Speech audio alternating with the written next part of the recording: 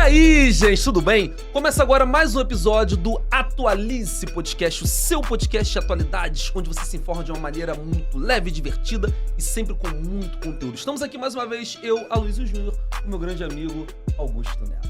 Salve, salve, galera, muito bom dia, boa tarde, boa noite. Estamos aqui para mais um episódio do Atualize, mais um tema pertinente para nós, pertinente para vocês, para a sociedade. Hoje um tema que a gente joga em casa, né? Já já a gente fala sobre ele. E, antes de mais nada, temos que falar das nossas redes, né? A gente está quase batendo. Se bobear, quando esse episódio for ao ar, a gente vai bater 10 mil seguidores no Instagram. Então falta só um pouquinho, se ainda não tiver batido, vai estar faltando pouco. Então você pode ser o número 10 mil. E a gente tem uma novidade muito maneira para quando fizer 10 mil, mas ainda é segredo. E, além disso, vamos começar a fazer outros formatos de conteúdo por agora também. Em breve, novidades bacanas. Sempre frisando para vocês, gente, o YouTube para nós é um foco inicial muito importante. Então a gente tem uma conversão baixa ainda de seguidores, quase 10 mil no Instagram e 1.000 e pouquinho ainda no YouTube. Então, se você puder entrar ali pelo nosso linkzinho lá da bio do Instagram, você já entra direto pelo aplicativo, é só clicar ali, dar um like no nosso vídeo, se inscrever para a gente poder tracionar mais também no YouTube, fazer as nossas horas, as nossas metas. Tem muitas pessoas que assistem os episódios, mas não são inscritas. Eu vi esse número, cara. É papo de 71%, 72%. Assim, pessoal que assiste não é inscrito.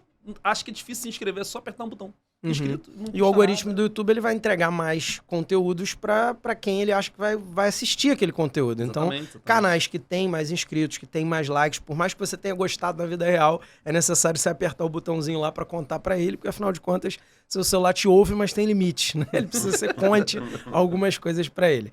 Bom, uma sugestão de um convidado recente nosso também, e que a gente fez e que a altura desse episódio também vai estar no ar, é o Apoia-se. Se você quiser apoiar esse projeto, lembrando que até o momento ele é um projeto sem fins lucrativos, o objetivo aqui é tornar ele sustentável e fazer cada vez mais conteúdos para tentar até o final do ano bater a nossa meta de fazer um programa semanal. Eu ouvi de um seguidor nosso assim, já zerei todos os episódios, vocês não fazem mais. Eu falei, a gente quer fazer, a gente só ainda não tem como fazer. A gente quer fazer, só que o estúdio não é no quarto dele. Entendeu? Exatamente. Tudo custa, tudo tem um limite, né? Um limite por trás. Então, quanto mais a gente conseguir fazer esse projeto dar certo, mais esse projeto vai ter conteúdo e tudo vai virando uma bola de neve que vai ser legal para todo mundo. Exatamente. E aí, do que a gente vai falar hoje? Então, a gente é educador, mas é a primeira vez que a gente vai falar de educação diretamente, depois de 12 episódios. Esse é o 12º. Esse é o 13º. Sei lá, tem que ver a ordem, vai ser o 13º. Enfim, já foram muitos episódios, a gente falou sobre guerra, sobre política, sobre economia, sobre história, sobre questões sociais, culturais, e o nosso tema, nosso amor, como o Augusto falou no início, a nossa paixão é a educação, a gente vive para isso, a gente respira isso. Essa noite eu sonhei com live, com falar para as pessoas, a gente adora esse tipo de coisa. Isso daí já é totoca da cabeça, não, tá ligado? Total, assim, eu tô ficando meio maluco, tá?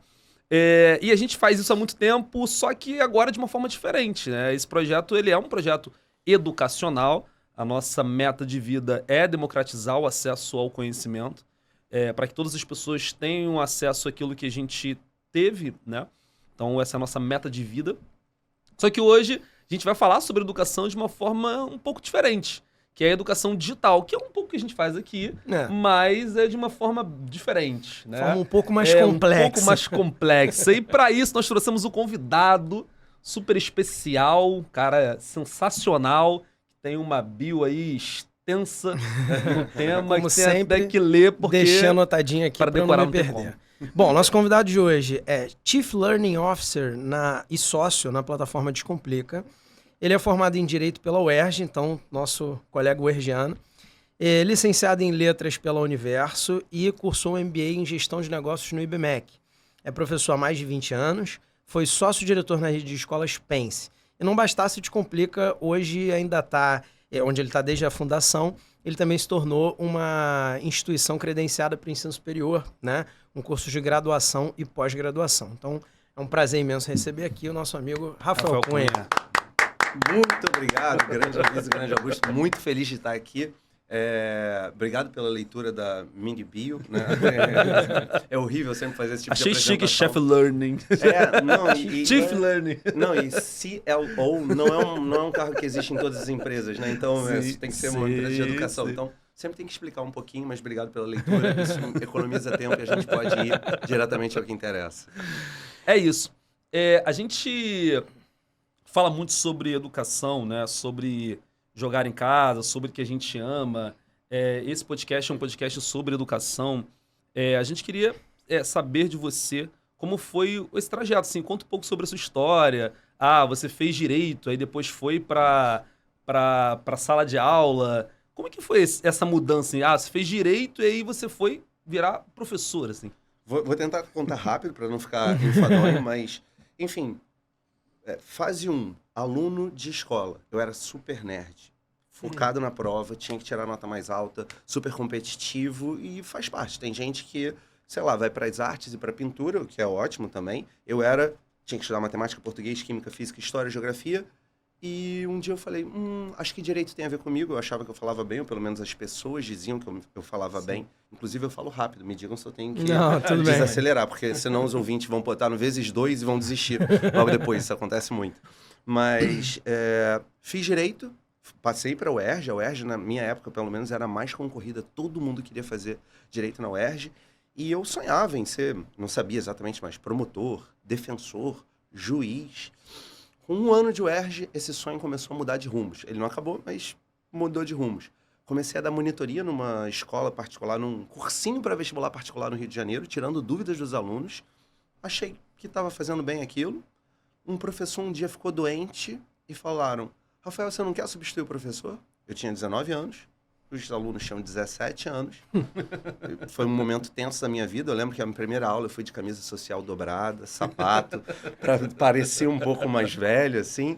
Enfim, com certeza não foi uma boa aula, mas foi boa o suficiente para, dali, eu passar 8 anos dando aula, né, como professor. Comecei a dar aula de gramática, literatura, redação, para cursinho, para vestibular. Fiquei 8 anos nisso.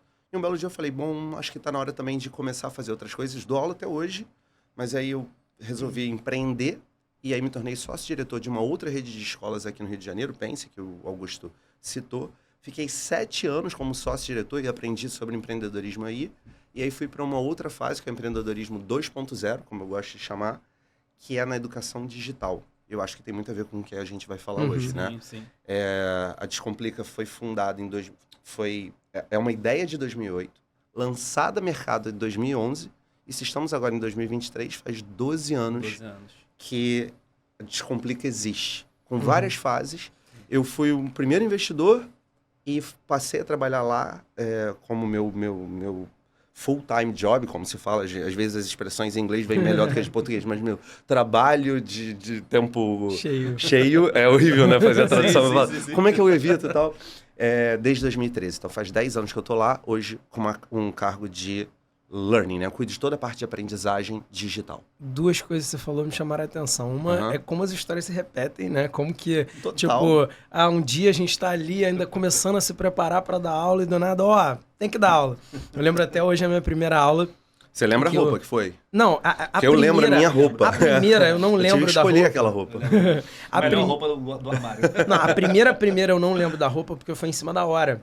Eu tava assistindo a aula de um professor, aí ele virou e falou, essa aula que você acabou de assistir, você consegue dar igual? Eu falei, não. Aí ele fez uma cara assim, meio de... Você acabou de ver. Não entendi. Eu falei, não tô dizendo que eu não vou, só tô dizendo que eu não consigo dar igual. Aí, mas vamos lá. E aí foi aquela loucura, né? Exatamente o que você falou, é o que eu repito quando pergunta como foi a primeira vez. Achei que foi uma porcaria, mas foi bom o suficiente pra falar, pô, esse cara não é um idiota. Eu acho, exato. Eu acho que é bom falar isso, porque... Deve ter um monte de gente assistindo a gente agora que tá fazendo faculdade, que tá fazendo licenciatura em alguma coisa, ou que já é monitor em alguma área, então já é professor mais iniciante e pensa, caraca, pô, minha aula não é boa, então, caraca, tô com dificuldade de fazer isso. Se você dizer isso, pô, eu tô hoje nessa posição, mas um dia eu comecei, um dia eu tava lá e foi difícil pra caramba, eu tava nervoso. Eu sofri de síndrome do impostor, eu né? tremia, Total. A gente é um pouco assim, às vezes. Não, as pessoas, elas querem, desculpa só, as pessoas querem estar preparadas para algo que, por definição, é impossível você estar preparado. Você pode ter o máximo possível as habilidades, mas é só quando essas habilidades são colocadas em prática que você se desenvolve. É quase como se você decorasse um livro de receita. Eu adoro fazer analogia, tá? Um livro de receitas. Por mais que você decore cada passo, só vai dar certo quando você fizer aquele prato inúmeras vezes. Tomara que o primeiro não venha queimado, porque aí vão te dar a chance de fazer outros. Mas você precisa fazer 1000 vezes aquele prato para você dizer, agora eu sou... Eu masterfico isso, né? Eu sou mestre nessa coisa. É a mesma coisa para a sala de aula. Não, total. E outra coisa que me chamou a atenção é que a Descomplica. Não, então, isso é uma super discussão, porque nós passamos muitos anos como o Descomplica, e por uma série de motivos, em 2021, logo depois da parte mais pesada da pandemia, fizemos uma pesquisa, e pesquisa de marca, top of mind na educação digital, etc. E as pessoas se referiam a nós como a Descomplica. E aí houve uma discussão e a gente falou, cara, se muita gente se refere a gente como a Descomplica, por que a gente também não assume isso? Então, para vocês é o Descomplica, mas eu percebo que é muito carioca isso, muito no Rio de Janeiro. Quando você vai para o Brasil como um todo, as pessoas se referiam mais como a Descomplica e a gente assumiu. Mas fiquem à vontade, não estamos discutindo gênero, não pelo menos nesse caso. Não, é engraçado esse negócio de marca e nome, né? Acho que Atualize-se, nunca vão dizer Atualize-se, né? Acho que não tem como, porque é um podcast. Porque associa o podcast. O podcast, com certeza. Mas no caso de empresa é difícil, porque você fala o Google, o Facebook, mas você também fala a Apple e a Coca-Cola. Então as empresas não são definidas necessariamente por ser empresa ou companhia ou algo assim. Você pode assumir qualquer gênero. Até porque no inglês são o the, né? O the. Exato. Perfeito. O a, né? E, cara, de onde que veio o Descomplica, Descomplica? Pode falar o, não se incomode. Tá, senão eu vou ficar... Porque agora a gente é uma faculdade, então ficou a faculdade. Boa. Rolou. E de onde veio Descomplica? De onde surgiu a ideia em si, o conceito? Isso. Bom, vamos lá. A ideia do Descomplica veio da cabeça do fundador, o nome dele é Marco Fisben, ele é o CEO do Descomplica, vou ficar no do para você não do Descomplica até hoje. E essa é uma ideia que surgiu em 2008. Em 2008, o Marco ele era professor também de um cursinho pré-vestibular, olha como as histórias se repetem, de um cursinho pré-vestibular aqui no Rio de Janeiro, professor de física, e ele falou, caramba, eu dou 20 vezes na semana a mesma aula. Né? Vocês sabem bem como é isso, você sai da sala... 300, eu não sei mais como é que são os números hoje, mas da 302 vai para 303, uma era de 7 às 8h30, a outra de 8h40 às 10h10, esse era o meu horário na época, e você fala exatamente a mesma coisa. E se você fizer isso 20 vezes para 50 alunos, você precisa de uma semana inteira para atingir 1000 pessoas. Aí o Marco, que é formado em engenharia de produção, ele fez o seguinte raciocínio, por que eu não falo uma vez só para a câmera e coloco isso na internet? Parênteses, em 2008 não existia YouTube, não existia, o Facebook era incipiente, era o Orkut ainda. O YouTube não tinha, né? Se tinha, não era como a gente conhece. Não existia transmissão ao vivo, não existia streaming. Streaming é uma coisa pós-2008. Então a gente falava, ele falou, vou falar para uma câmera, minha aula de física, vou ensinar a velocidade média para a câmera, vou colocar na internet e vou falar, alunos, assistam aí. E em vez de falar 20 vezes a mesma coisa na cabeça dele, eu atinjo escala. Hoje todo mundo fala em escala, mas na época eu atinjo escala. Coloco uma vez e falo com 1000, 10.000, 100.000 alunos. Por que não? Nem preciso dizer que dessa ideia, ele falou, por que eu não faço isso para matemática, química, história, geografia, português e redação, por isso que eu fui chamado, e monto uma empresa. Então o Marco pensou isso em 2008. Em 2011 foi lançado, isso é super importante, porque tem muita gente que é empreendedora e acredita que tem uma ideia na segunda-feira, na quarta-feira coloca em prática, no sábado tá bombando, na outra segunda ele já é quase um milionário. Tem muito empreendedor que pensa isso, meio rede social, não sei se vocês viram o filme do Facebook. Sim. O Zuckerberg, ele termina com a namorada, fica bêbado, faz um aplicativo, um códigozinho lá para comparar meninas bonitas na faculdade e 2 dias depois ele é o CEO do Facebook bilionário. Gente, o filme, isso pode acontecer e se é verdade, é a exceção que confirma uma regra. E a regra é muito tempo de rodagem.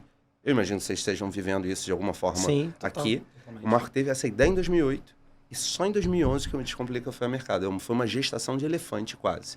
E de 2011 até hoje, nascemos cursinho pré-vestibular digital, entendemos que dava para crescer, viramos uma faculdade com graduação e pós-graduação. Então hoje a gente pega um aluno mais ou menos no ensino médio, 16, 17, 18 anos, e vai até o mercado de trabalho, pode ter 25, 45, 65 anos, ele pode estar com a gente. Respondi, Augusto? Respondeu, super respondeu. Eu estava com dúvida se você falou de onde nasceu, né? Sim. E aí eu trouxe você até agora. Você disse ainda agora que a gente fala no Rio de Janeiro, o Descomplica, e você viaja pelo Brasil e as pessoas falam a Descomplica. Algumas pessoas, né? O Descomplica tá em todos os estados brasileiros, tipo, você tem noção, tipo, onde estão as pessoas, onde é o seu público maior, assim, tipo, como que as pessoas assistem? Sim, eu sei isso e posso até falar por curiosidade, como nós nascemos no Rio de Janeiro, nossos professores no início eram cariocas, claro que a gente chamou muito mais a atenção dos alunos do Rio. Rio, até hoje, é o estado, né? O estado do Rio, até hoje, é a nossa principal praça.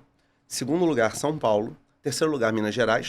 Vocês são de geografia, não é difícil saber por quê. Sim. Em quarto lugar, querem chutar qual é o quarto lugar? Vou chutar. Bahia. Gabarito. Sério? Eu achei que você ia errar. Quinto lugar. Acho que é mais... Por que eu falei Bahia? Porque eu acho que é o mais parecido com o Rio de Janeiro em relação a... Cara, você gabaritou. A povo e tal, né? Bahia. Eu achei que eu ia falar alguma coisa muito legal falando. E você destruiu minha mente. Mas Bahia... Quinto lugar... Tá perto. Chuta você. Eu? Ó, vou dar uma dica. Tá perto. Ceará. Eu ia estar no Ceará. Não tem graça isso aqui, esse pessoal de geografia. Quinto, Ceará. E os estados que a gente tem... Eu confesso que agora eu não lembro 6, 7, 8, mas os estados que a gente tem menor penetração não é nem pela questão populacional, claro que também, mas principalmente por uma questão de acesso à banda larga de tecnologia. Isso ainda é uma barreira para muita gente no Brasil. Vocês devem... Não quero dar aula para especialistas, mas o estado que a gente teve mais dificuldade de penetrar, historicamente, é o Pará. Não é, as pessoas associam ao Acre, não é. O Pará é o que tinha maior dificuldade. Hoje em dia, eu confesso que eu também não sei todos os detalhes. É o maior estado mas brasileiro. Estamos em todos eles. O maior. O Amazonas é maior. Cara, isso da difusão é uma coisa doida, né? Complicada. A gente começou... Tem duas coisas, na verdade, que você falou que eu queria fazer um paralelo com o Atualize. A gente teve uma ideia, pela primeira vez, de fazer algo com a internet, né? Antes da pandemia. Foi. Que a gente falava, a gente tem que fazer alguma coisa com a internet, fazer alguma... mas assim, sempre é uma coisa muito assim. Em 2020, com aquele isolamento postergado e tal, a gente viu muita gente iniciando no digital e a gente falava o tempo todo, pô, vamos fazer alguma coisa e tal, mas a gente não se sentia pronto ainda, tinha medo de fazer e o negócio não... Eu sei que tem aquela máxima do, pô, vai e faz e começa e tal, mas a gente queria fazer uma coisa estruturada, né? E... tivemos essa ideia e aí ele abriu a barbearia, eu abri uma loja de alimentação. Ele já contou isso aqui algumas vezes, mas você até sabia, né? Mas é só para registrar. Pelo menos pelo seu Instagram eu acompanhei. Da Luísa ainda não, mas vou acompanhar. Aí tivemos essa experiência, né? Que cria a casca, empreendedorismo de economia fora a internet, né? E aí fazendo coisas que a gente não tinha a menor ideia. Eu nunca cortei um cabelo na vida, abri uma barbearia. É raro, mas acontece muito.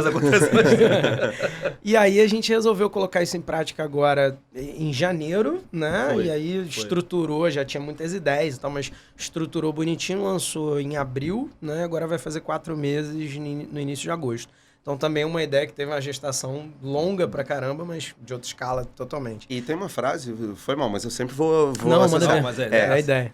Benjamin Franklin falou, eu tinha essa frase escrita, quem não se prepara para algo está se preparando para fracassar. Né? E aí eu tô falando isso, eu sei que parece coach, autoajuda, mas tem alguma coisa ali que cara, ter ideia é super legal, mas ideias não viram... companhias, empresas, negócios, ou o nome que você quiser dizer, se não tiver realmente preparo. E às vezes a melhor forma de se preparar é abrir uma barbearia, fracassar, entender com os erros e se preparar para o próximo passo.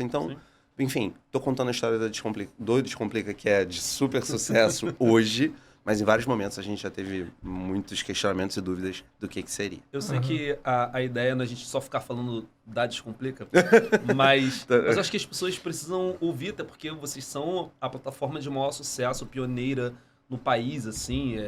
talvez uma das grandes, assim, da América Latina. Não sei se vocês têm esses estudos, né? Sobre como é feito aqui no nosso mercado latino. Uhum. Mas, qual foi o momento que você olhou assim e falou, cara, agora a gente é foda fazendo isso? Tipo, virou a chave, sabe?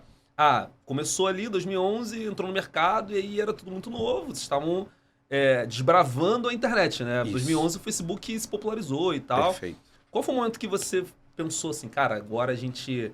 É isso minha vida, eu De vou referência. focar todos os meus esforços pra isso, como você Tá. hoje Vou faz. tentar falar de forma mais ampla e depois eu especifico, não descomplica. Qualquer empresa, a maior dificuldade quando ela está se lançando é entender qual é o modelo de negócio. Sem entrar em muitas minúcias técnicas, Sim.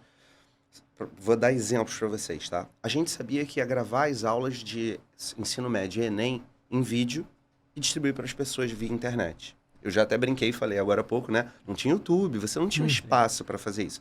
Mas não era nem uma maior dificuldade. Sabe qual era a maior dificuldade?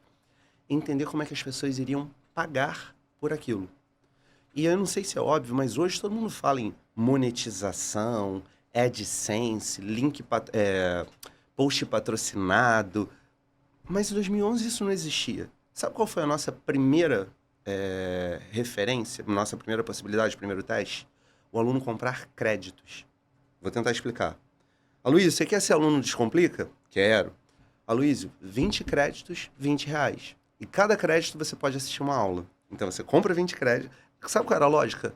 Fliperama, não sei se vocês são da época do fliperama, mas era. claro. Sim. Eu comprava fichas. Sim. Eu quero jogar uma partida de Street Fighter. Se vocês não sabem o que é, dá um Google. Quero jogar uma partida de Street Fighter. O Ryu perdeu. Quero continuar. Outro crédito. E assim vai. E a gente rapidamente percebe. Isso é um modelo de negócio. Na verdade, é um modelo de pagamento, né? Modelo de monetização. Rapidamente a gente percebeu que não dava certo e fomos buscando outros formatos. Até dar certo. Foi o que eu falei, 3 anos. E aí a gente entendeu que o melhor modelo era a assinatura. Aí você fala, isso é óbvio. Não! Spotify, Netflix, eles são todos depois de 2011. Nada disso era óbvio. Hoje em dia você fala... Na verdade, naquela época, não era nem óbvio dar aula pela internet. Porque as pessoas associavam dar aula no vídeo ao Telecurso 2000 da Globo. Vocês lembram do Telecurso 2000? Claro. E era meio Domingo assim... de manhã. Eram Era meio 3 caricatura, atores né? e falava assim... É. Augusto, quantas canecas você tem? Uma. E você? Uma. E eu? Uma. Então nós temos juntas 3 canecas. Era uma coisa estereotipada, rasa, que tinha sua função social. Sim. Por favor, não entendo. Mas dito isso, ninguém pensava em dar aula de lançamento oblíquo no plano horizontal. Nem sei se existe. Lançamento física, vocês também não sabem. Lançamento oblíquo no plano horizontal em vídeo. Da mesma forma que eu fui dar aula de introdução, desenvolvimento e conclusão de redação em vídeo. Nada disso era óbvio. E a gente teve que testar muitas vezes. Você já deve ter ouvido falar em modelo de MVP, né? Um projeto minimamente viável. Você constrói, você aprende. Desculpa. Build, measure, learn. Você constrói, você mede, você aprende, constrói de novo, mede de novo, aprende de novo. E aí você cria um círculo positivo de influenciar. Qual foi a pergunta que você tinha me feito mesmo? Só para eu fazer o gancho? Foi o momento que foi o... E aí a gente foi de fazendo chave. isso. Em 2011 ou 2012, não vou lembrar mais a data, a gente fez um aulão pré-ENEM grátis. Eu, nos cursinhos que eu dava aula assim para turma mais lotada, 150 alunos, 200 alunos. No primeiro aulão do Descomplica pela internet, 500 alunos. Era a maior sala de aula que eu já tinha dado na vida. Eu falei, gente, né? A sala de aula... Sim. Isso pode ser grande. 500 alunos naquela época era muita coisa pra Sim, gente. sim.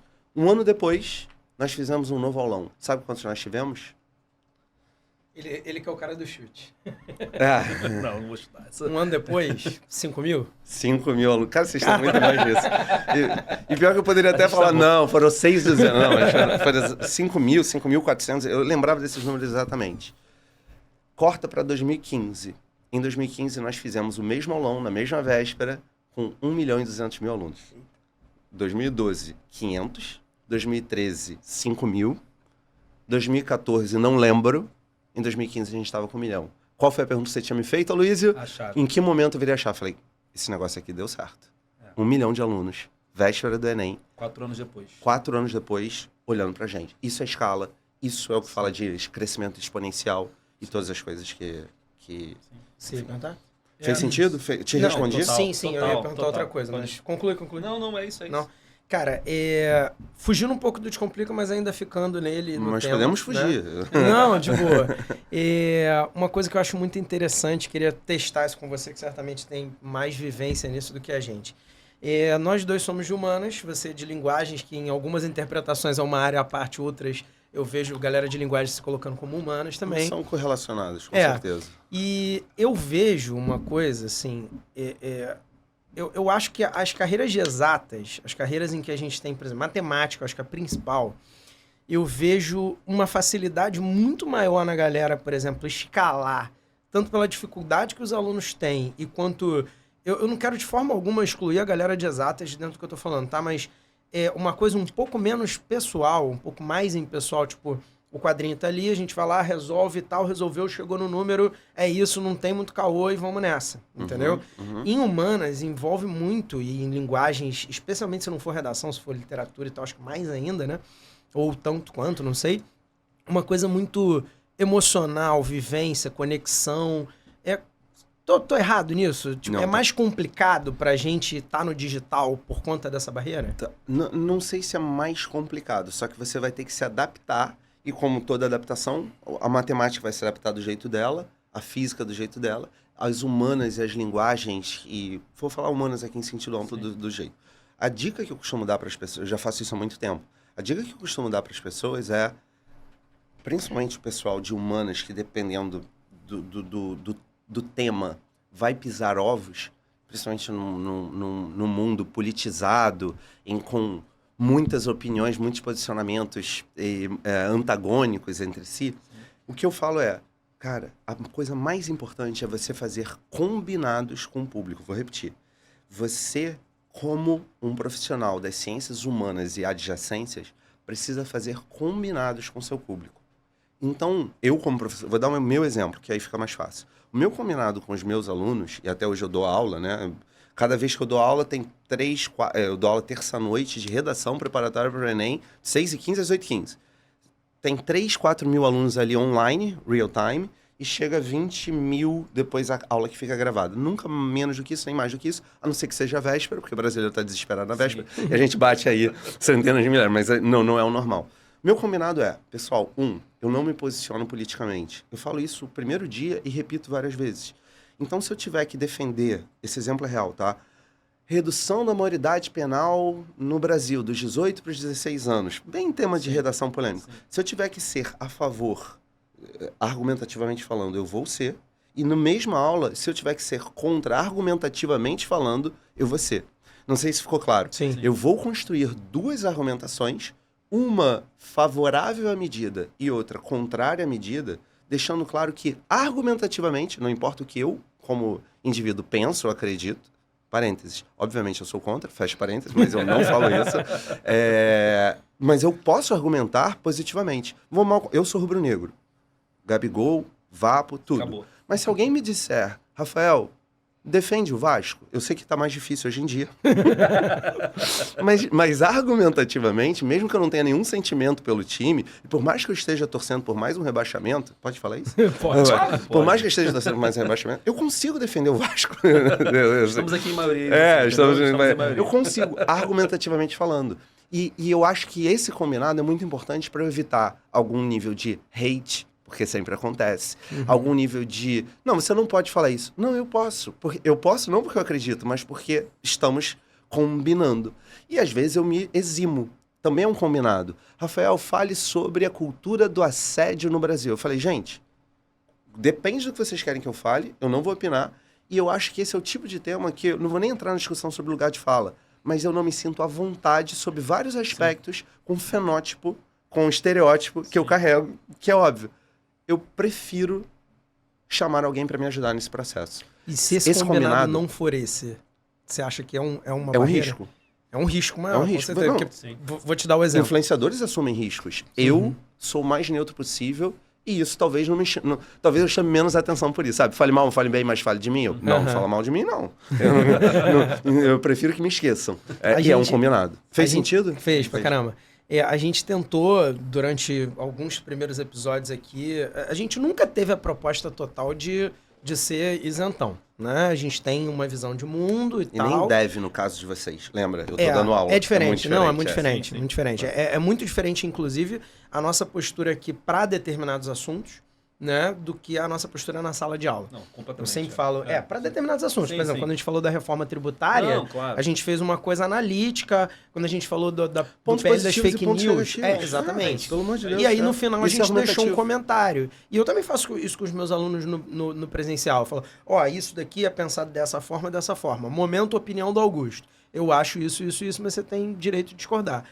Às vezes, dependendo do tema. Aqui a gente se dá o direito de ser um pouco mais ácido, a gente até não menciona o local que a gente trabalha justamente com essa tentativa de manter cada coisa num quadrado, né?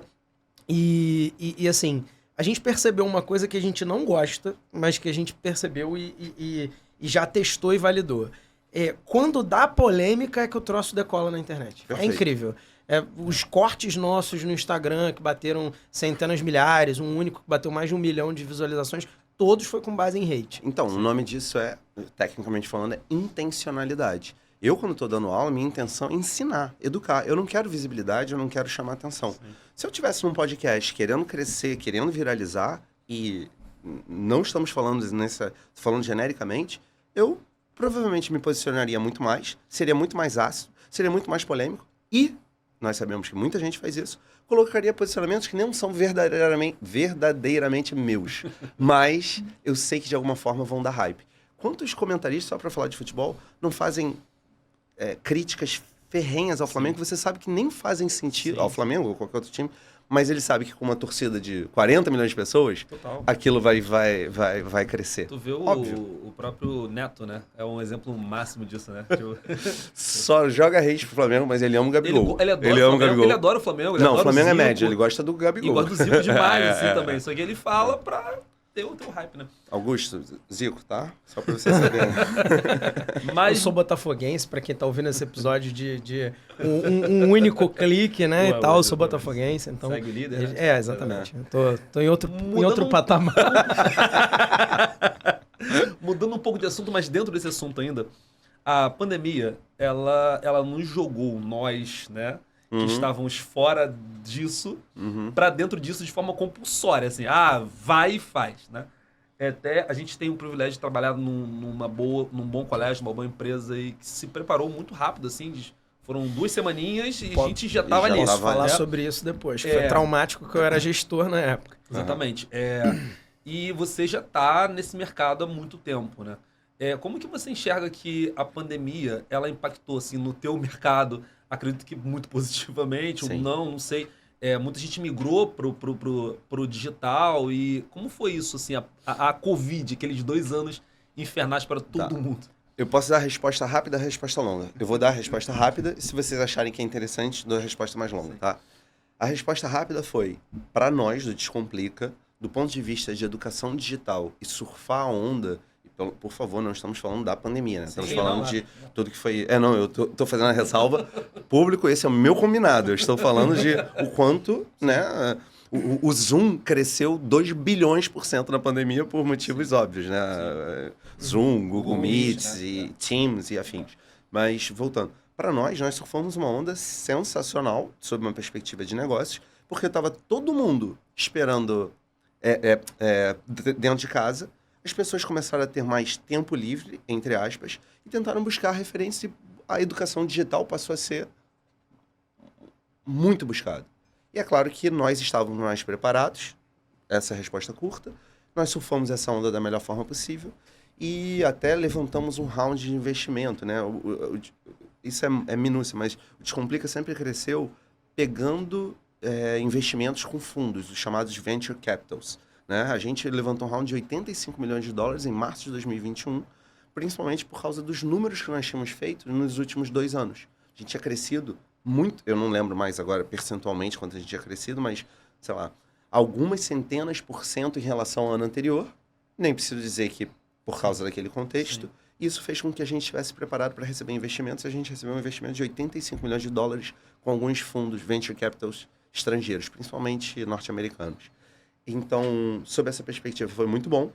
Sob outro aspecto, nunca se esqueçam que tudo que vai demais por um lado satura muito rápido Sim. e cansa por outro, né? Então, dito de outro modo, da mesma forma que a gente surfou muito a onda e muita gente foi estudar online e muita gente escolheu o Descomplica para isso, no longo prazo as pessoas também saturaram em algum nível. Vocês devem ter comprado, a gente não conversou sobre isso, uns 5 cursos no período sobre quaisquer coisas. Provavelmente vocês assistiram bastante um pouquinho do outro, e talvez 3 vocês não tenham nem dado play. Eu comprei um curso de Certo marketing ou errado? digital. Não, sabe disso? É verdade. Eu Saturação. comprei um de Eu comprei marketing digital. Marketing vi digital 2. em sorveterias. Que eu abri uma. O meu foi sobre isso aqui, sobre educação digital. Eu comprei um curso. Eu comprei curso na Hotmart. Hotmart. Eu comprei, eu outro dia entrei, eu tenho 7, 3 eu não lembrava que eu tinha comprado. Eu falei, cara, Eu comprei 2. Por que eu quis comprar esse negócio? E eu tô falando de alguém que Sim, já tá nesse mundo há muito tempo. Então essa foi a resposta curta, tá? Depois se vocês quiserem, perguntem. Eu brinco sempre dizendo que o capitalismo, ele tá sempre preparado e ele nunca perde, né?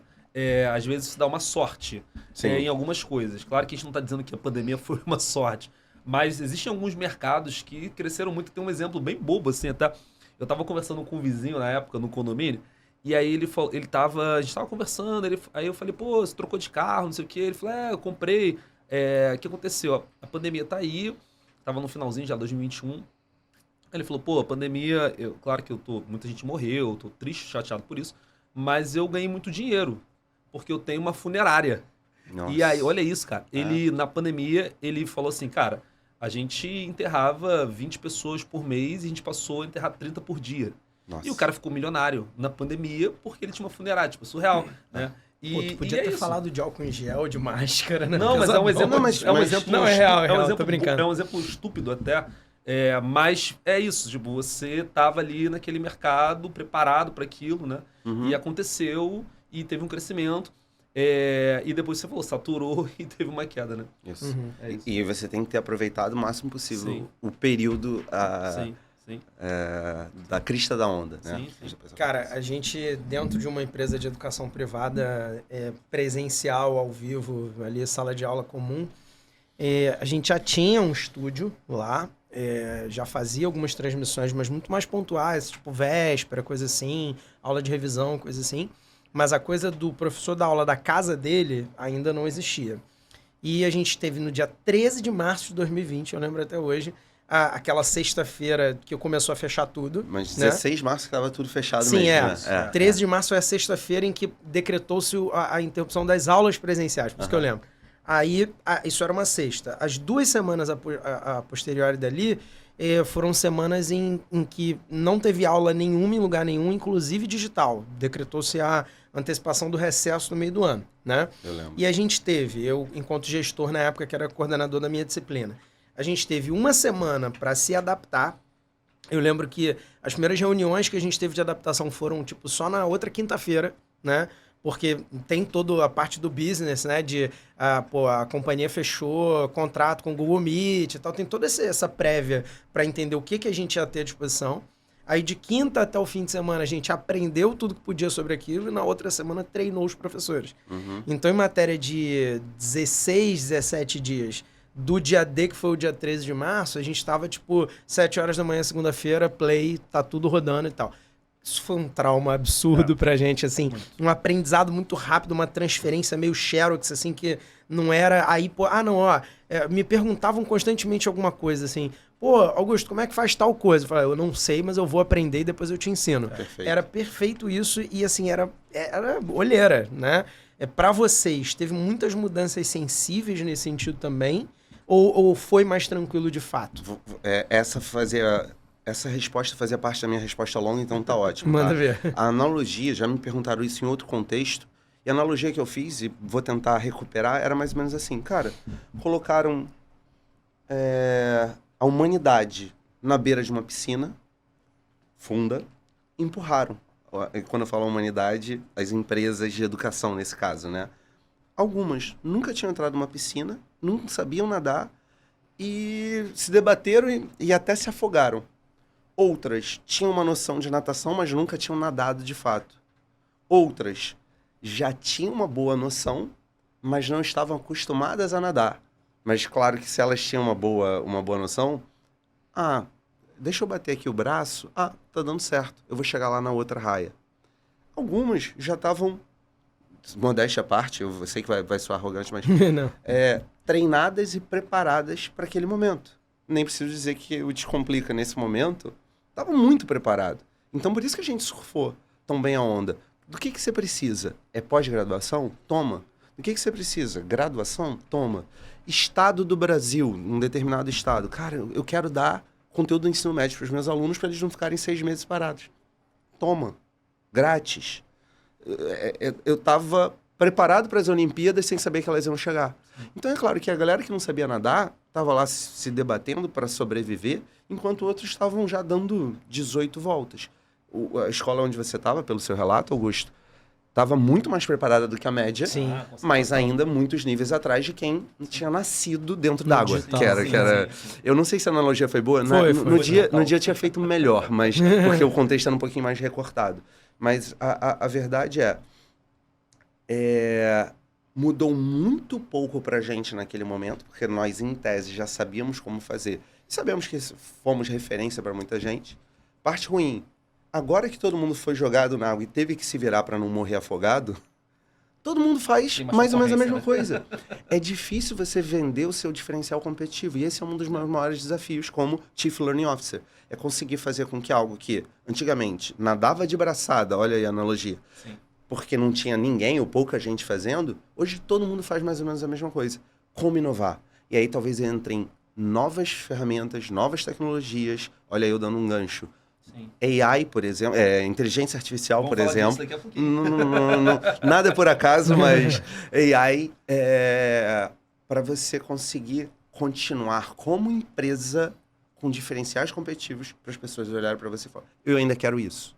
Diferente de outros momentos em que só tinha isso. Fez sentido? Acho que todas as marcas um dia chegam nesse limiar, né? Tipo assim, cara, a gente chegou num ponto em que nós temos agora mais concorrentes que fazem a mesma coisa que eu faço. E não empresas, pessoas como vocês. Uhum. E aí, o que eu faço de diferente, né? O que eu oferto de diferente?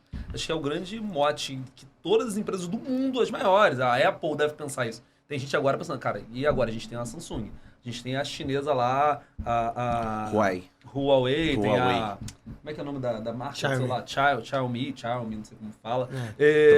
E aí eles estão ali... Eu falo Xiaomi. Vamos fazer o que claro que eu dei um exemplo da Apple, que ele já tem a maçãzinha, que talvez seja o grande diferencial deles. Eu lembro do filme do McDonald's, que o cara que comprou falou pra ele assim, cara, não é o hambúrguer, não é a rapidez, é o nome, McDonald's.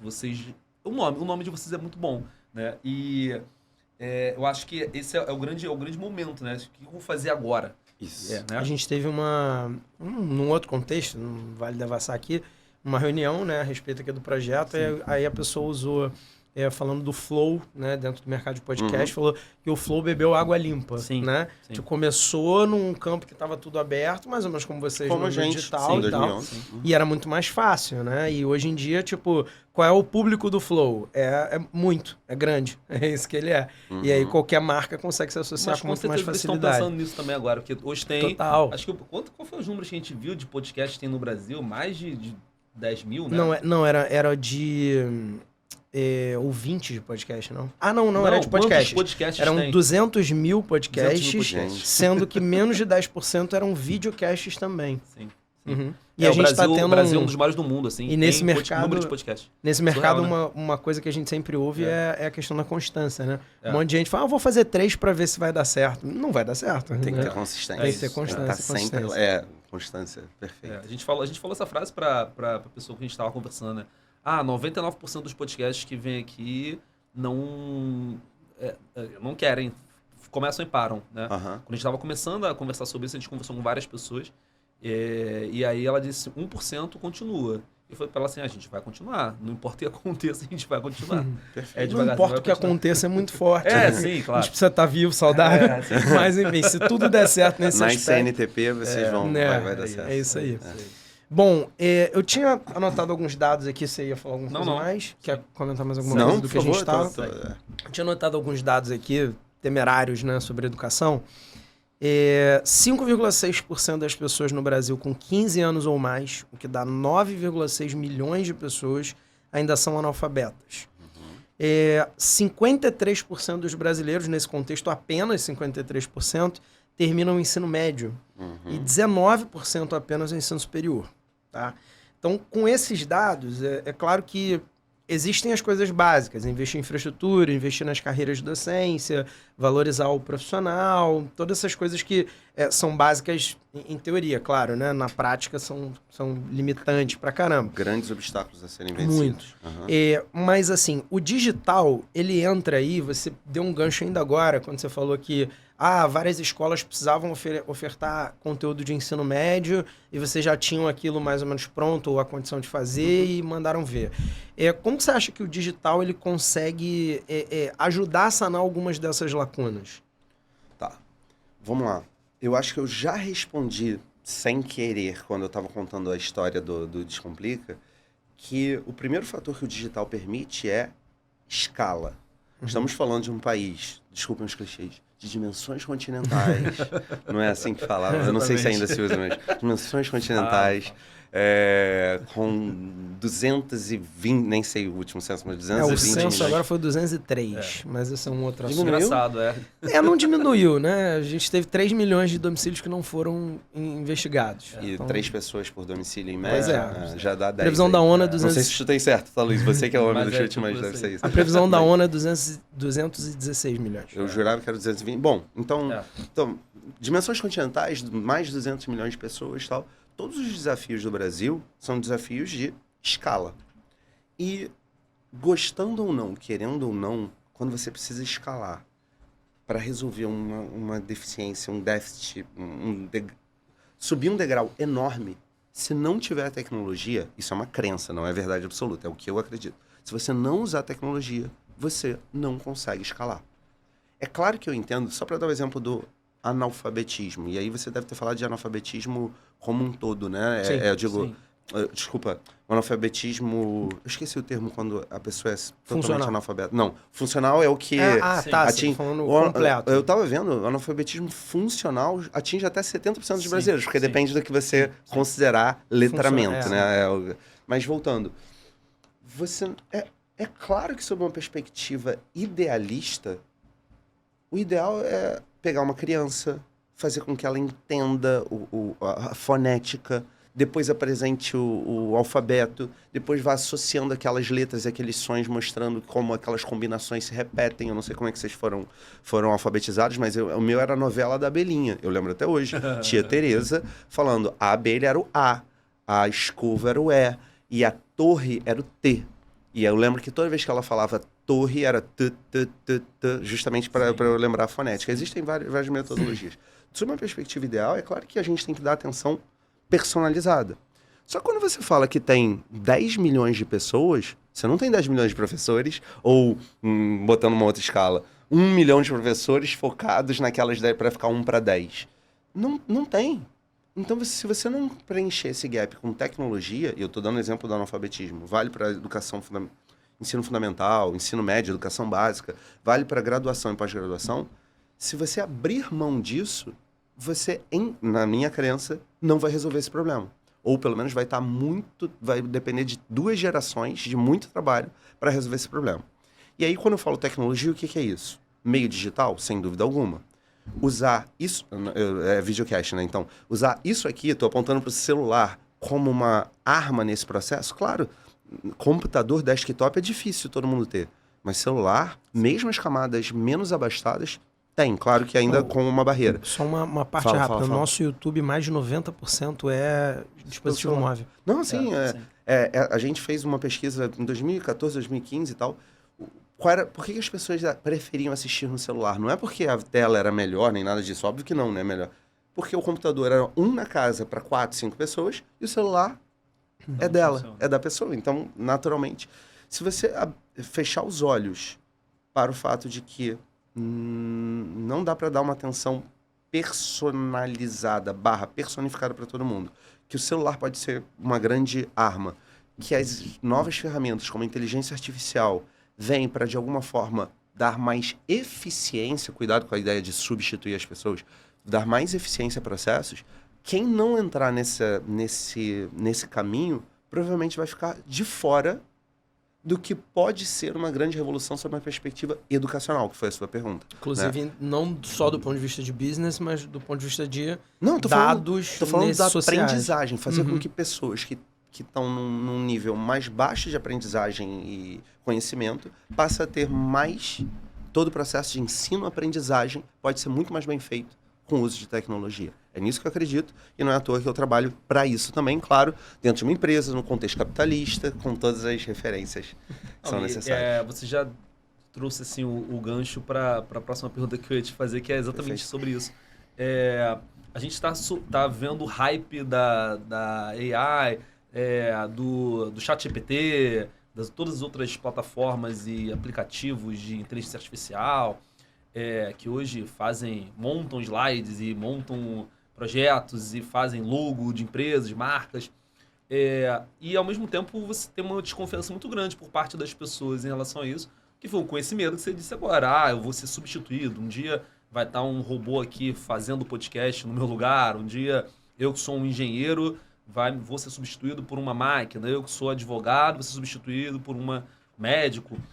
Acredito que muitas pessoas que estão assistindo isso agora devem estar pensando sobre isso, né? O que eu posso fazer para me inserir nesses novos mercados? Como que o mercado de educação vai ser impactado por isso? A gente tem um público muito grande assim, de professores, colegas nossos, que a gente nem conhece, que nos seguem, comentam, e alunos também. Mas tem muito professor. Como que você enxerga essa coisa da AI na educação? Assim? Ela vai nos ajudar, ela pode nos substituir, ela vai... como que isso vai ser inserido ali? E, ao mesmo tempo, quais são os principais desafios, assim, dentro da escola mesmo, sabe? Que você enxerga, eu posso dar um spoiler da resposta dele, de que o professor de redação, o ChatGPT... Tem duas... Eu gosto de estruturar o raciocínio, né? Duas formas, a curta e a longa. Agora não vai ser isso, vai ser... Tem uma resposta mais otimista e a resposta mais pessimista. Se eu quiser hypar... Não. Se eu quiser hypar e der um corte para viralizar, eu posso. Não, pode ser sim que muitas pessoas sejam substituídas, muitas profissões sejam substituídas. Claro que é um exercício de futurologia, uma bola de cristal, tal. Mas, obviamente, algumas profissões vão ser transformadas. Eu acho que é a melhor palavra, né? E transformação pode ser que você... como pessoa, não seja mais necessária, e um robô te substitua. E isso é uma transformação. Só que eu acho que isso também é pessimista demais, né? Embora eu entenda que essa possibilidade existe. O que eu prefiro, e eu acho que todos aqui somos otimistas sem sermos complacentes, sabe essa diferença? Eu gosto muito disso, né?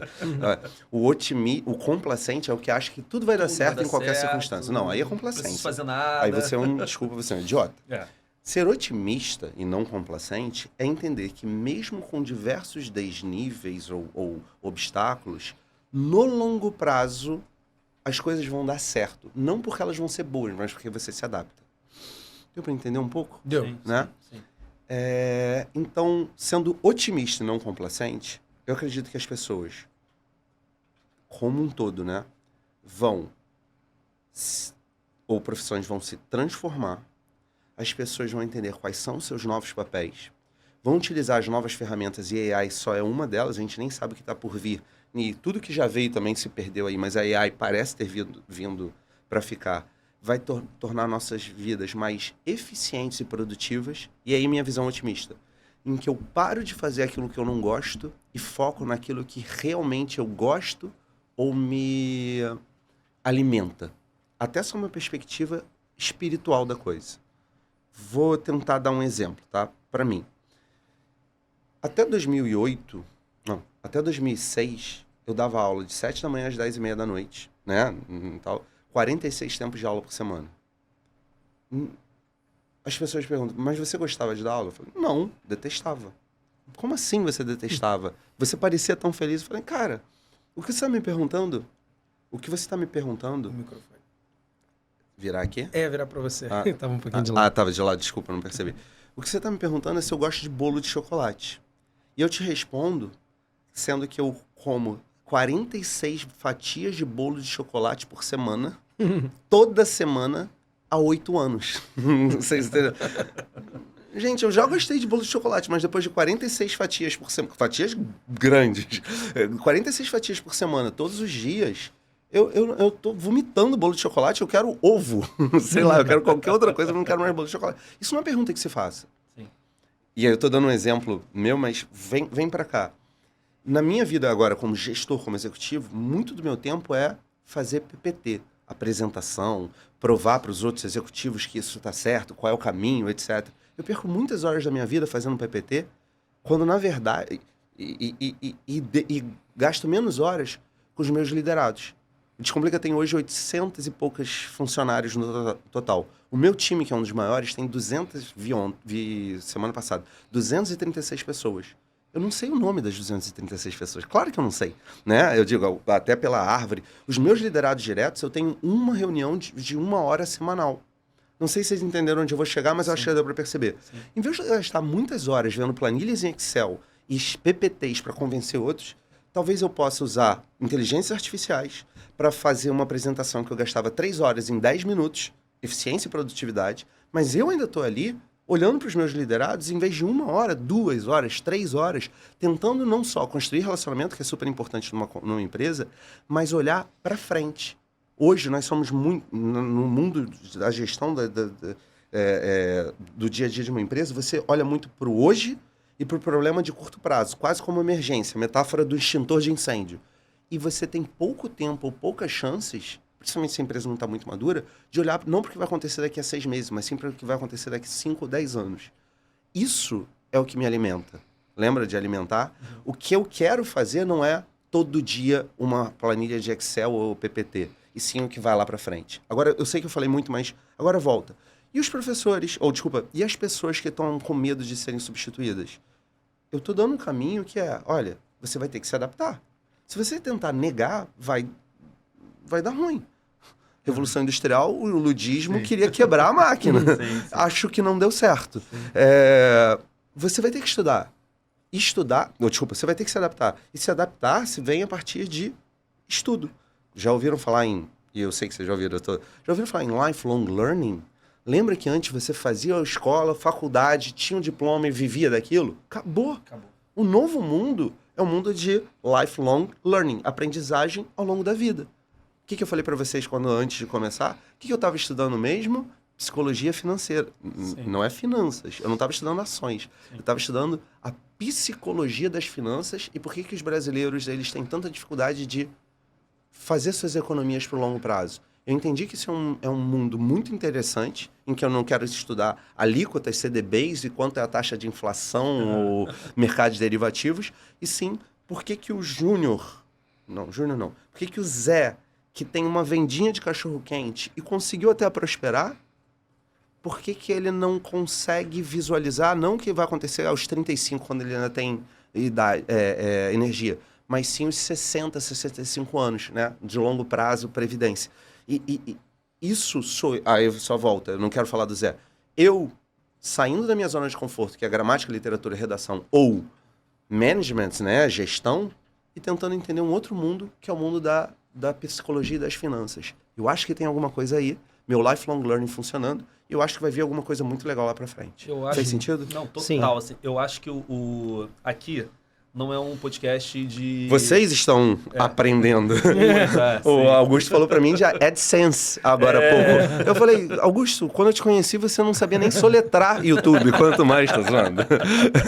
Na verdade, você não fala assim. Não. Eu queria brincar. Conhecem, né? Mas há muitos anos. De bastante tempo, uma coisa que você falou, aqui, a gente não é um podcast de autoajuda, nem de coaching, né?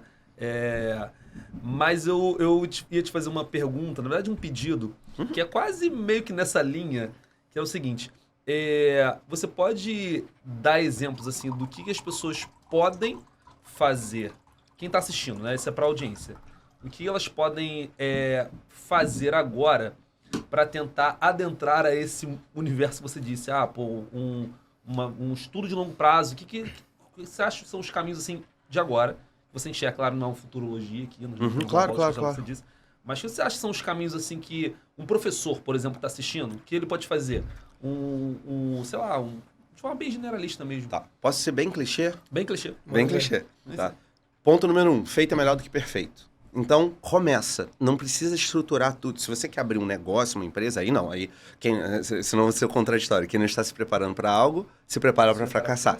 Mas não é isso. Mas se você quer só entender, por exemplo, como usar o ChatGPT nas suas aulas ou ferramentas de celular, começa. E como começa? Pega o seu celular, partindo para mim, você tem um plano de dados, de banda larga.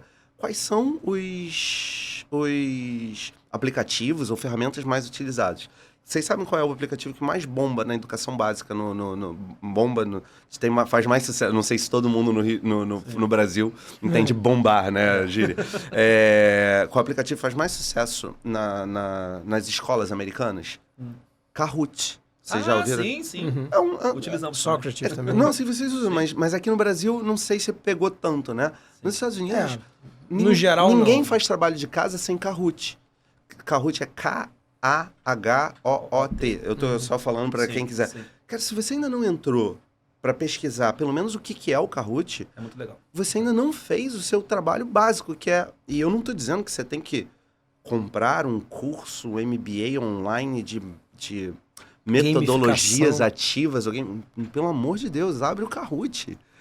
Desculpa, abre lá, maiores apps. Na Coreia tem um app fabuloso, só tem um problema, a gente não entende o que está escrito. Né? É diferente, mas é que eu não vou lembrar agora o nome. Na Copa do Mundo, o Byju's, que é indiano, é a maior empresa de educação online do planeta, tá? Se você não viu o que o Byju's faz, você não está se adaptando. E aí você fala, qual é a dica? Lembra que eu falei? Feito é melhor do que perfeito. Mais uma vez, não é para comprar um MBA em metodologias ativas. É só pegar o seu celular, seu computador, entra, vê o que está sendo feito e pensa, posso usar isso? No mínimo, vai te dar insights, ideias, inspirações. Aí vem a segunda parte, que é... Desculpa, Luiz, se você queria me interromper, mas... Não. Além do feito é melhor do que perfeito, tem um segundo aspecto, que é... Os professores, eles têm... Na maioria das vezes, eu converso muito com professores, eles têm um fetiche sobre suas próprias disciplinas ou sobre suas próprias metodologias. Eles são muito apaixonados por aquilo que eles fazem. E eles entendem ou acreditam veementemente que aquilo é o melhor para os alunos deles. Só que tem um fator fundamental que muitas vezes eles ignoram. O que o aluno, na verdade, deseja? Eles entendem que aquilo é o melhor para o aluno e pouco importa se o aluno se gosta daquilo ou não. Então ele acredita que aquelas piadas que ele usa há 30 anos e aquele quadro, ou um PPTzinho que seja, tal, são o melhor, ele não liga para o que o aluno quer, quando na verdade o aluno é o público dele. Então, se ele não... Feito é melhor do que perfeito, tem que começar a fazer. 2, ouvir quem é seu público. Isso eu estou falando professor, mas vale para qualquer um. Ouvir seu público, ouvir sua plateia, perceber o que eles querem. Sem essas duas coisas, você não evolui. Você fica estagnado. Tem uma Receita máxima... para o fracasso. Tem uma máxima dentro dessa visão que você acabou de dar, que é eu me perdi. Você falou no Máximo, final... feito é melhor do que perfeito e o... Não, sim, ouvir lembrei. o aluno. Lembrei. A gente se preocupar em ensinar e não na pessoa aprender, né? São coisas diferentes. Perfeito. Você focar somente no ensinar... Você está focando numa coisa que é para o seu próprio ego. Né? Eu vou ouvir a minha voz porque eu gosto muito dela, eu adoro esse raciocínio que eu faço, mas se ele não está sendo efetivo, se ele não está convertendo em dados de aprendizagem, não adianta nada. Cara, genial. Quando eu falei fetiche, eu queria dar exemplo, mas achei que estava falando muito. Todo mundo teve professor de matemática com a aula na quarta-feira que falava, para quarta que vem, faz essa lista. Aí você olhava uma lista com 150 exercícios de matemática. Todo mundo teve. E você fala... Mas, professor, eu ainda tenho história, física, geografia. Como assim? Ele, não, você tem uma semana. Na cabeça dele, nada no mundo era mais importante do que aquelas 150 questões. O que eu falaria para esse professor é, professor, eu querendo ajudá-lo, não como aluno. Professor, qual é o mínimo de questões que esse aluno tem que fazer para aprender? Usando a sua palavra, tá? O processo é de ensino-aprendizagem. Você ensina, o aluno aprende. Tem vários elementos, né? Mas é um ciclo virtuoso em que se ensina e se aprende. Eu não quero 150 questões, eu quero saber quais são as 5 questões que esse aluno ou essa aluna tem que fazer para aprender matemática. Ah, isso é impossível. coloca aí no Kahoot. Era o que eu falaria pra ele. Fez sentido? Cara, Sim. a gente fez o ERJ, nós três somos o O ERJanos, Ergianos. né? O Congo E venceu. geralmente quem é da UERJ ama muito aquela universidade, por vários aspectos, né? Mas ao mesmo tempo, a gente se conheceu em 2006 e a gente, nas primeiras semanas, a gente se conheceu já, acho que no primeiro dia, e a gente tinha muitas críticas em relação a como eram feitas muitas aulas, né? A gente tinha um professor que ele chegava na sala com transparência. Não, vários. Alguns, mas tinha um Retroprojetor. clássico. Retroprojetor. E ele botava aquilo lá. Cara, essa tem que explicar pra E, eles não vão entender.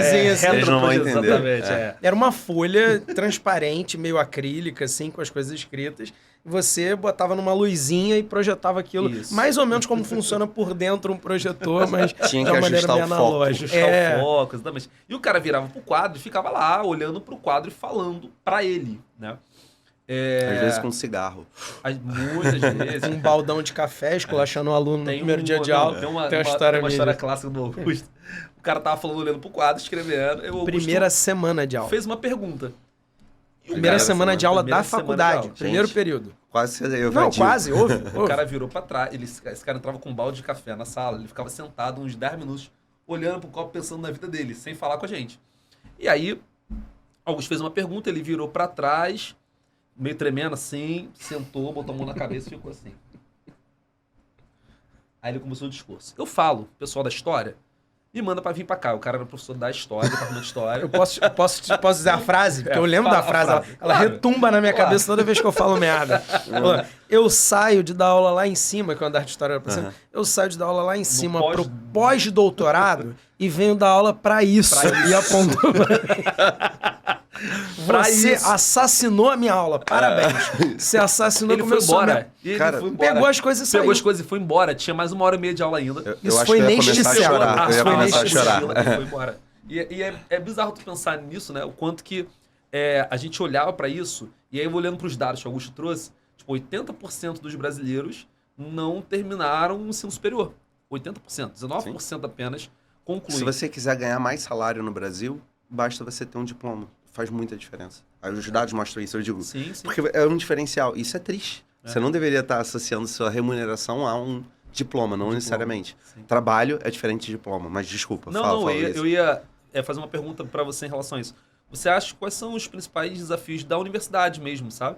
Porque você hoje tem um curso superior na tua plataforma, né?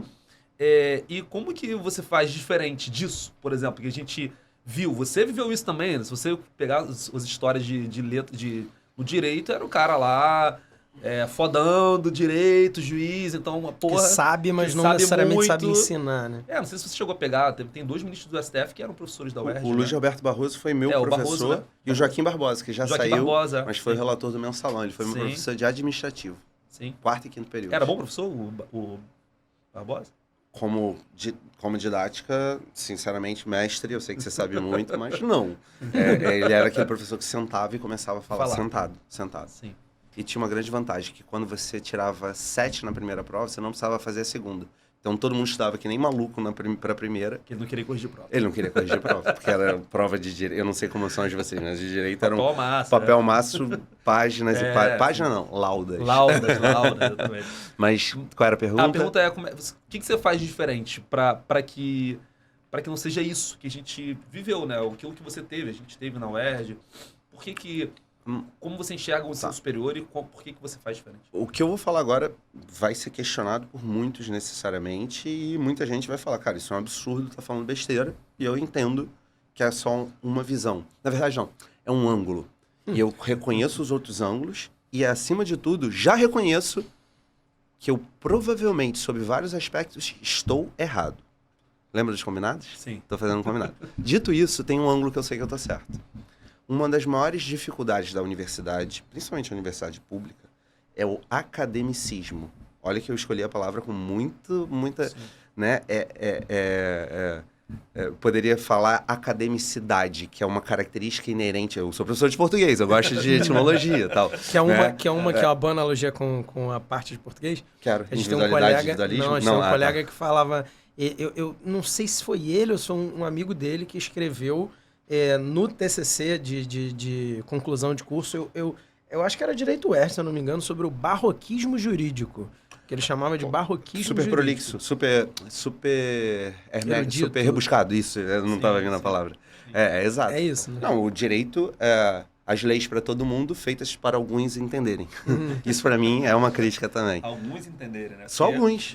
Por isso que você contrata advogado, senão você mesmo poderia. Pouquíssimas vezes que eu assisti alguma sessão do STF, é surreal. O cara lendo assim... O voto? É absurdo. É desesperador. O voto demora 5 horas. Não. O voto. E você ainda tem dúvida. Foi a favor, foi contra mesmo? Mas, perdão, te Parecia a interrompi. favor, mas agora eu tô achando que é... Exatamente. Mas, peraí. Eu esqueci. Tu tava falando da universidade, tu falou assim, eu vou... Do academicismo. do Lembra? academicismo. Aham. Tô preparado. Eu não tô dizendo que o academicismo não deve existir. É porque eu poderia escolher a palavra, lembrei. Né? Academicidade, que é a característica inerente à universidade, tá? Ao meio acadêmico.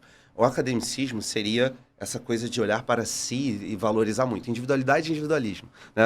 Todos temos individualidade, mas você ser individualista como produto de individualismo é uma coisa, no mundo coletivo, é complicado. Dito isso, eu acho que esse é um grande risco das universidades serem tão focadas, tão presas aos academicismos, que atrapalham seu objetivo final, que é formar o cidadão para a sociedade e também para o mercado de trabalho. Sim. Né?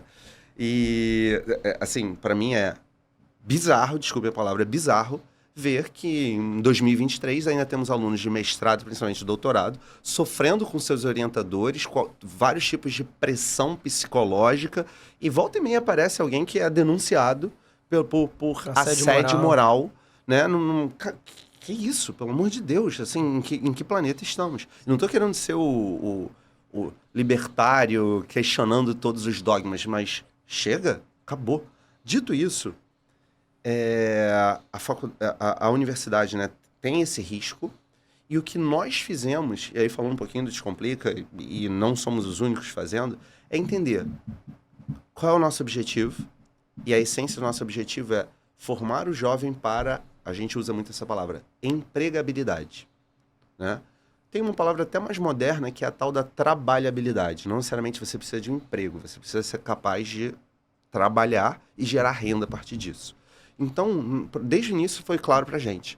Eu estou formando um cidadão para a sociedade? Claro, mas como é que eu materializo isso? Eu materializo isso na empregabilidade, e para garantir que essa empregabilidade vai ser atingida, eu tenho que desenvolvê-lo tanto nas hard skills, ou competências técnicas, quanto nas soft skills. E todo mundo que está no colégio agora já sabe, né? Eu tenho que fazer com que ele possa as competências socioemocionais, Sim. que não são as técnicas. Mas esse discurso é muito bonito, mas como a faculdade pública também tem. E como você vai fazer isso? Utilizando novas metodologias. O que são essas novas metodologias? PBL, Project Based Learning, ou seja, aprendizagem baseada em projetos. É quase como se muitas faculdades de medicina hoje fazem isso, né? São seminários. Tem um caso, você estuda aquele caso, no final do curso você apresenta uma análise completa e faz estudo em casa. PBL, Flipped Classroom, né? Sala de aula invertida. Então, no nosso caso é tudo digital, mas quando eu tenho aula ao vivo, lives, né? Síncronas, eu quero que aquelas lives elas não sejam para assistir mais uma aula expositiva. Eu quero que tenha uma dinâmica, eu quero que sejam questões, estudos de caso, o que uma empresa fez, o que você faria diante daquele quadro, como é que um gestor deve agir. E nem preciso dizer que o mundo digital nos ajuda nesse processo, porque eu posso tão simplesmente digitar no Google assim, últimas política, código de ética da Netflix. E você pode discutir questões éticas no mercado de trabalho, não a partir do que o seu professor fez na época dele, mas sim o que a Netflix, uma das empresas mais modernas e inovadoras do mundo audiovisual, coloca. Então, e eu acho que a universidade pública, no geral, está tão presa aos academicismos. Qual o seu título? Quais são as normas da ABNT para o seu trabalho de conclusão de curso? Eu não estou dizendo que isso não é importante. Lembra do ângulo? Sim. Eu não estou dizendo que isso não é importante. Mas muitas vezes elas fazem um discurso de que querem inovar, mas na prática continuam presos naquilo mesmo. Lembra do lifelong learning? Sim. Talvez as próprias universidades não estejam aprendendo com lifelong delas mesmas. Uhum. Respondi? Não, total. Perfeito. E eu só fiquei feliz ali ao longo da sua fala, dei um sorrisinho, não sei se eu te desconcentrei, porque você citou metodologias ativas que a gente conhece e procura aplicar dentro de uma realidade que é claro, tem limitações, né? O ensino presencial nem se fale, com todo o dia a dia de uma escola e tal, mas todas essas coisas são discutidas, e deu um quentinho no coração. Não, e vocês estão, pelo que eu vejo, estão no caminho certo. E uma coisa que eu falo também, e o ensino, a educação, a aprendizagem, ela tem que ser leve, divertida. Uma coisa que a gente fala no Descomplica, em inglês fica mais fácil, dessa vez vocês vão entender. Tem que ser fun, not funny. Porque quando a gente fala que tem que ser divertido, o cara já pensa, tem que ficar fazendo piada agora. Não, idiota. Quer dizer, se puder, é ótimo. Sim. Mas não é pra ser engraçado, não é funny, é fun, divertido. Se eu assisto, vocês assistiram, sei lá, This Is Us? Sim.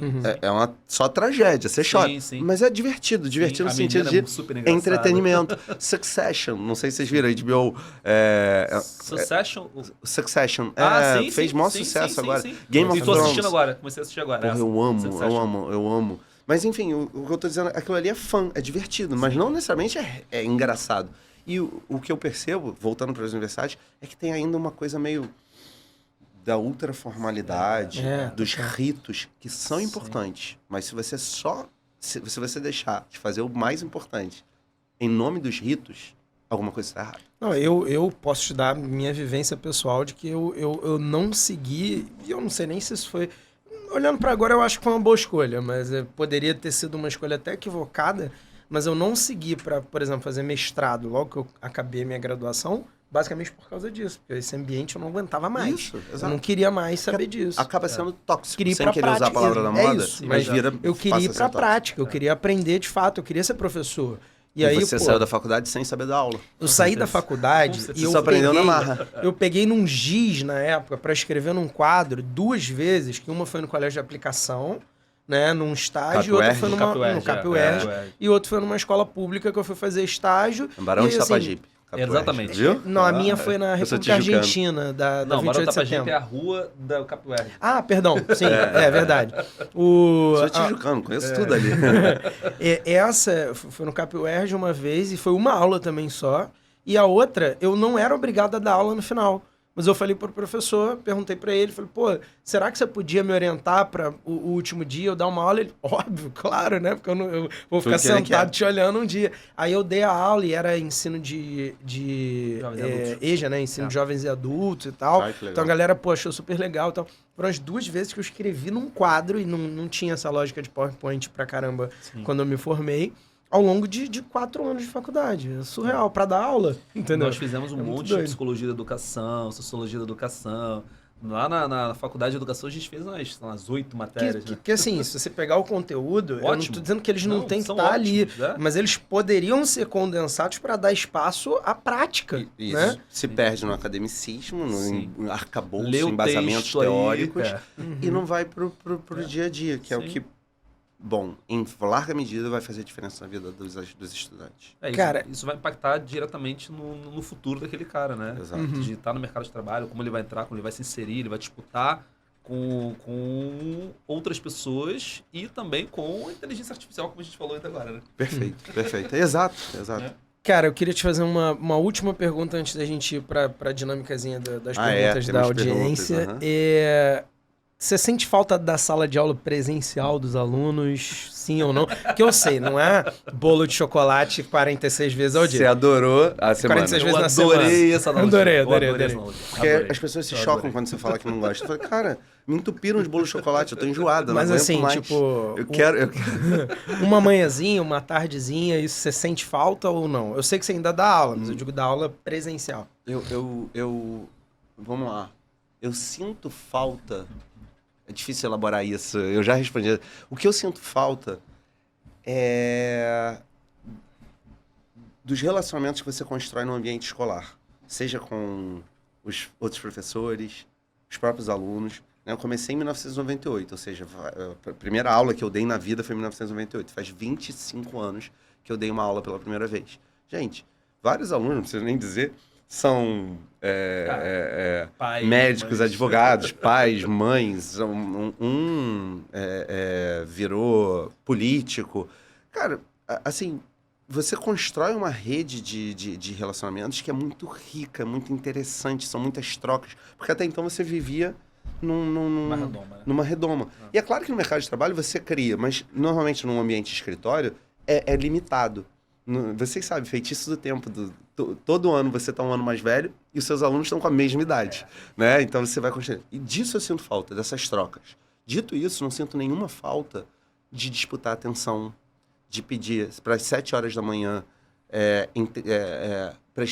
discutir o que é objeto direto e objeto indireto. E até entendo, deve ser difícil para uma pessoa que acabou de vir no final de semana do show lá do Lollapalooza ter que... Análise combinatória. Porque a educação, pelo menos como era muito feita, era chata, né? Sim. E é difícil também você querer falar, mas tudo tem que ser divertido. Não, tem um limite. Mas dito isso, o que eu mais gosto hoje é de poder fazer isso aqui que eu estou fazendo nesse exato momento. Obrigado pela de poder falar sem estar disputando atenção, porque eu acho que se a pessoa está aqui ouvindo, ela deu play. E se ela continua até agora, ela gostou, senão não ouvi. E poder ser produtivo. Falar uma vez para milhares, se Deus quiser, em por tempo, no Atualize, milhões de pessoas. Foi bonito agora, hein? Não tínhamos combinado, mas ficou bom. Respondi? Respondeu, super. Eu tenho maior medo de não responder as perguntas. Qual vai ser o tema da redação esse ano? Sacanagem. Tema do Enem? Não. Sempre me perguntam isso, mas tem que esperar chegar mais perto. Senão, pô, ele não pode. Ele não vai guardar a cereja do bolo na live de véspera dele. Que ele não vai falar. Cara, a gente separou aqui as perguntinhas que o pessoal enviou lá na caixinha. Teve alguns aqui que tiveram que dividir em 2 caixinhas, porque ficou meio grande. Ele explicou, a gente fez, pra quem tá assistindo não acompanha a gente ainda. Acho que eu expliquei. A gente fez uma caixinha de perguntas no Instagram, a gente escolhe as 5 melhores. Vou botar aqui de lado. Pra perguntar pro nosso convidado. E assim, você que nunca participou disso com a gente, né? É meio. Ele brinca sempre que é meio Marília Gabriel. Né? Meio, assim, pom. Tipo, fechado. 1 minutinho, até porque a gente vai ter aí mais uns 10 minutos para concluir. Bom, vamos lá. O Douglas enviou pra gente. Sempre que eu penso em AD, lembro de como éramos despreparados para isso há 3 anos e fico imaginando a quantidade de gente excluída socialmente por qualquer tentativa de digitalização. Tô sendo pessimista demais. Acho que socialmente ele tá querendo dizer da exclusão digital, né? Provavelmente é isso. O Douglas. Foi o Douglas. Douglas, você tá coberto de razão. A exclusão digital é uma realidade, mas tem uma boa notícia. Já foi muito pior. Né? É claro que o tempo vai passando. Há mais inclusão sobre algumas perspectivas. A gente já ouviu falar dos balões do Google para garantir a do Elon Musk, a internet Starlink, né? Starlink, né, para atingir todas as pessoas. Então eu entendo que sempre vai haver algum nível de exclusão. Ela tem muito a ver com a capacidade socioeconômica da pessoa, né, a capacidade financeira. Mas a tendência é as tecnologias nesse sentido baratearem. Nem vou discutir o outro lado. O iPhone 15, quando for lançado, vai custar 14 mil reais. Óbvio que a Helena vai continuar sendo um item, uma iguaria e excluindo a maior parte das pessoas, tá? Show. Foi rápido, né? Foi ótimo. O Marlon enviou. Tem professor que... Acho que a gente falou um pouquinho disso. Tem professor que não muda a forma de explicar há anos, que continua fazendo piadinha machista, homofóbica, que não usa nem um Google em sala. Na pandemia, teve professor que arrumou um quadro branco e continuou colocando matéria para copiar. Sou universitário de letras e vejo um monte de gente atualizada saindo da faculdade sem emprego. Como pode? Foi mal o desabafo. Marlon, bom, falamos sobre isso. Eu acho que você concordou bastante sobre naquele ângulo do academicismo, não preparar as pessoas, etc. E a resposta do como pode Marlon, eu prometo para você que os professores que continuam com esse posicionamento, no longo prazo, eles vão acabar ficando mais excluídos do mercado. Eles podem, para sempre, acreditar que estão certos na caverninha, mas a caverninha é um movimento de exclusão, ou eles vão perceber rapidamente que eu não posso vencer esse inimigo entre aspas, tenho que me juntar a ele e vão ter que desculpa o clichê, se reinventar, tá? Infelizmente, principalmente na educação, ainda tem muita gente que tenta questionar ou ir de encontro no sentido de choque, colisão, de encontro às novas tendências. Eles vão se machucar. Show. Marina mandou. Tenho visto sempre, em época de eleição, críticas aos grandes conglomerados de educação no Brasil. quem são, onde vivem, do que se alimentam e quais os prós e contras. Quem foi, Marina? Marina. Marina, como você já sabe, e o Aloysio falou bem, o capitalismo sempre vence. Mas brincadeiras à parte, isso aconteceu na educação, no ensino superior, né? Tínhamos dezenas de milhares de, nem sei se dezenas de universidades ou faculdades pulverizadas. Vieram alguns grupos, você já deve ter ouvido falar de alguns, Cogna, Escroton, Anima, Grupo Ser Educacional, me fala mais uma, Edux, que é a Estácio. Alguns grupos perceberam que estava muito pulverizado, começaram para um movimento de consolidação. Deu certo no ensino superior, teve muita gente ganhando dinheiro. Adivinha o que fizeram?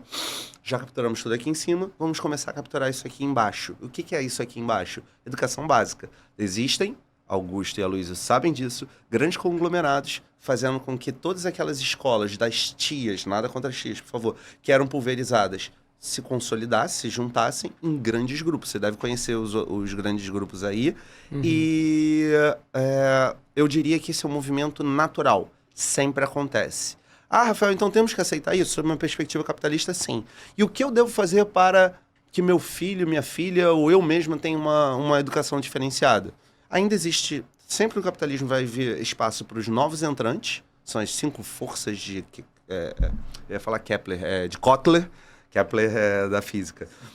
Novos entrantes e provavelmente onde há uma falha ou um incômodo, e o capitalismo é bom nisso também, sem querer elogiar, mas elogiando, se há uma falha ou um incômodo, há oportunidade. Existem ainda grandes escolas sensacionais ou que estão se criando aí num espaço que ainda não foi ocupado por ninguém. Tá aí, Marina, a chance de você também ser uma empreendedora, se isso te incomoda. Foi boa esse punchline aí. Ó, o Bruno mandou, sou professor e professor de uma disciplina de carga baixa. Temo muito desemprego estrutural quando imagino o EAD. Se professor de matemática e redação tem que temer, imagine eu, risos.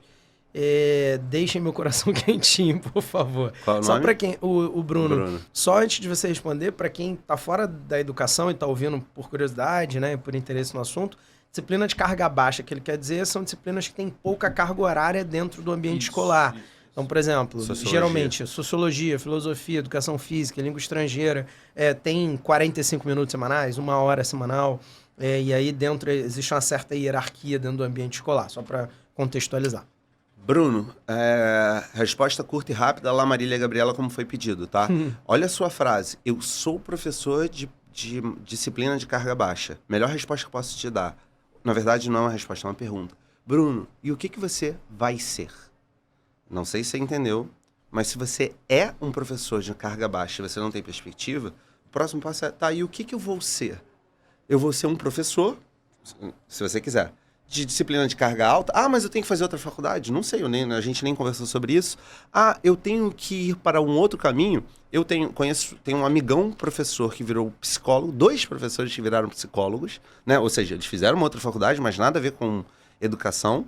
Eu já vi pessoas indo para áreas de gestão dentro do mercado educacional. Foi o que eu fiz, mas em outra fase, em outro momento.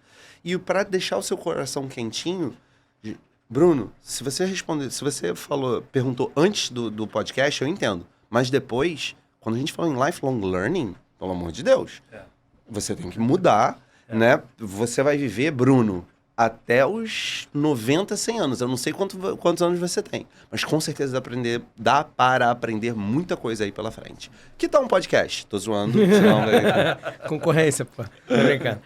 A Márcia, por último, falou, sou mãe de uma menina de 11 e um garoto de 17, os 2 laudados de TDAH. Ela com borderline e ele com ansiedade. Gente. Eu era super pra frentex com as tecnologias de educação até a pandemia. A minha casa foi um inferno com a condição deles e o EAD. Vocês não acham que o EAD dificulta a vida de quem tem qualquer tipo de condição assim? Tá. Notícia ruim. Sim, Márcia. Dificulta, porque tem uma série de questões muito específicas, né? O mundo não é feito para as pessoas que têm algum tipo de... Neurodivergência. Vocês viram que eu estava tentando escolher a palavra, né? O PCD e afins. Dito isso, a parte boa, sendo otimista, sem ser complacente, é que a própria tecnologia tem buscado meios, instrumentos, ferramentas para diminuir esses gaps, né? Então hoje, principalmente os LMS é Learning Management System, né? As AVA, Ambiente Virtual de Aprendizagem. Quando você vai aprender em algum desses ambientes, ele já tem várias possibilidades para pessoas com deficiência visual, para pessoas com Deficiência auditiva. Desculpa, déficit de atenção, atenção. isso, não estava vindo, estava com TDAH e afins. Claro que eu não sei qual é o nível, não sei quais são as necessidades, mas eu tenho certeza que já existe alguma coisa, se não para resolver, para dirimir o incômodo de seus filhos. Isso já é um grande passo perto do que a gente tinha 10 anos atrás. Maravilha. Eu queria muito aplaudir cada resposta dessa que você deu agora. Foi bom? Muito Foi bom. Assim, Bem condensado. Eu gosto de Cara, de foi ser muito bom, desafiado. muito bom. Cara, muito obrigado pelo muito, papo. assim, muito. Foi bom pra você, usando mais uma frase. Eu adorei, me chamem. Não, eu sei que não dá pra ficar vendo, mas quando tiver outra temática sobre a qual eu posso falar, por favor, me chame, Cara, se o pessoal perfeito. muito gostar. obrigado mesmo, de verdade. A gente agradece muito o seu tempo. A gente sabe que o seu tempo é um tempo precioso, como um CEO. Tô investindo tempo. Cielo. Meu chefe me mata, eu tenho um chefe. Enfim, muito obrigado mesmo, de verdade. E espero que vocês assistiram até aqui tenham gostado também. A gente gostou muito. Papo leve, divertido. E é isso.